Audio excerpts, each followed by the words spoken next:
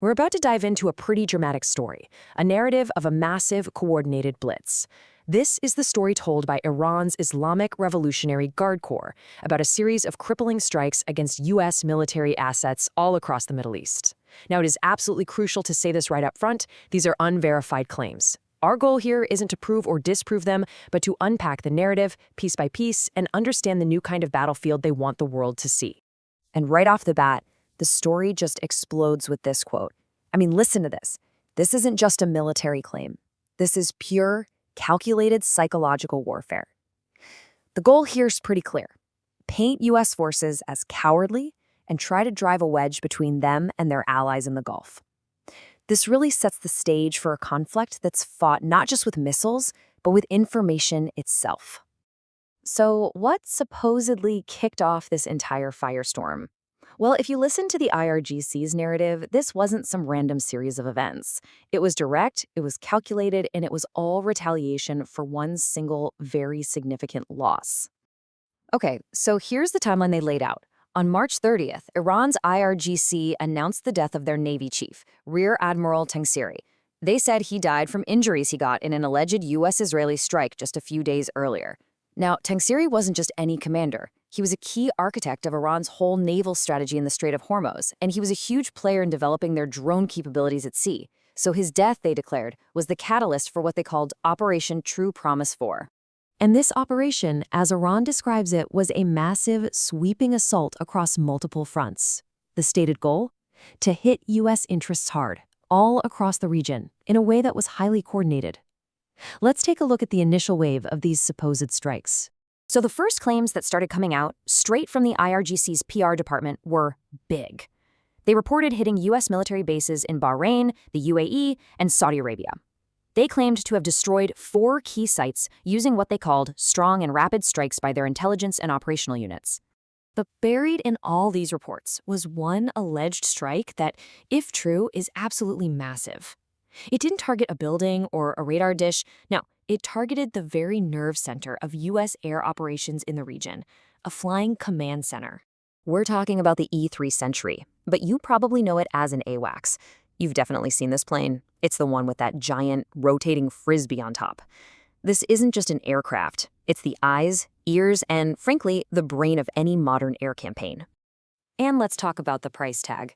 Each one of these aircraft costs nearly $500 million. The loss of even a single one isn't just a tactical problem, it's a huge strategic blow, which really tells you exactly why this is such a vital asset for the U.S. Air Force.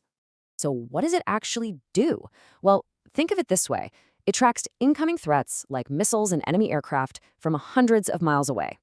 It manages all the friendly air traffic to make sure nobody runs into each other. And most importantly, it coordinates the entire air battle, directing fighter jets and bombers to their targets. Losing one is kind of like a quarterback suddenly going blind on the field. So here's the claim. On March 27th, Iranian ballistic missiles and drones hit Prince Sultan Air Base in Saudi Arabia. The IRGC's story is that they didn't just hit the base, but they specifically destroyed or severely damaged 1 E-3 Sentry and 3 KC-135 refueling tankers. The reports also claimed pretty significant casualties, with numbers ranging anywhere from over 10 to more than 24 U.S. personnel injured. And this right here is the most important thing to remember through all of this. As dramatic and specific as these claims are, especially about an asset like an AWACS, the source material itself makes it very clear that the extent of this damage and the circumstances of the strike have not been independently verified. The alleged attack on the AWACS was the headliner, for sure, but as big as that was, it was apparently just one piece of a much larger puzzle. The IRGC's narrative describes this coordinated blitz happening all across the Gulf, hitting a whole variety of high-value targets. Just look at the scope of this claimed operation. In the UAE, the target was supposedly a U.S. command center with over 200 American officers inside. In Bahrain, which is home to the U.S. Fifth Fleet, the claims pointed to strikes on an ammo depot. Over in Saudi Arabia, radars for F-16s were targeted. And it wasn't just on land. They even claimed to have hit an Israeli-owned container ship out at sea. But this whole campaign, as Iran tells it, wasn't just about blowing stuff up. It was also about getting inside the enemy's head. And that's where we get into classic psychological warfare, a full-spectrum information operation. This part of the campaign was all about targeting the public mindset. The IRGC allegedly gave ultimatums to hotel owners, basically making civilian property a potential target. This gets paired with that human shields accusation we saw earlier. They even claimed a strike on a huge aluminum facility in Bahrain. That's an attack on economic stability itself. The goal is to create fear and uncertainty far beyond any physical battlefield. So, what's the big picture here, from Iran's point of view? What's the strategic takeaway? They're trying to frame these alleged attacks as way more than just revenge. They're presenting them as a fundamental shift in the regional balance of power, the creation of a new missile-dominated battlefield. The story Iran is telling goes something like this. Before these attacks, the region had this robust, layered defense network of radars and interceptors. But after their campaign, they claim to have systematically taken out high-value radar installations in key allied countries. Essentially, they claim they blinded the network. And if you believe their narrative, what's the result of all this? Well, check out this number. The sources behind this story cite estimates that Iranian missiles are now hitting their targets up to 80% of the time. The implication is crystal clear. If you take out the eyes of the defense system, your offensive weapons become way, way more effective. Okay, so let's pull all of this together. We've just walked through a whole series of extraordinary and, again, unverified claims from Iran. But whether they're fact, wild exaggeration, or pure propaganda, the narrative itself forces us to confront some very real questions about how modern conflict works. This is the chessboard they want the world to see.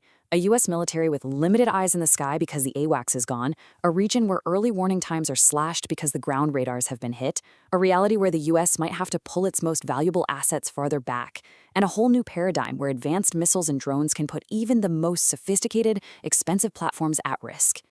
Ultimately, all of this leads to a critical and, frankly, unsettling question for our time. Independent of these specific claims from Iran, the technology and the tactics are very real. It forces us all to ask, in an era of cheap, precise, long-range weapons, just how vulnerable are the billion-dollar platforms that have dominated warfare for the last 50 years? That is the question this entire narrative leaves us with.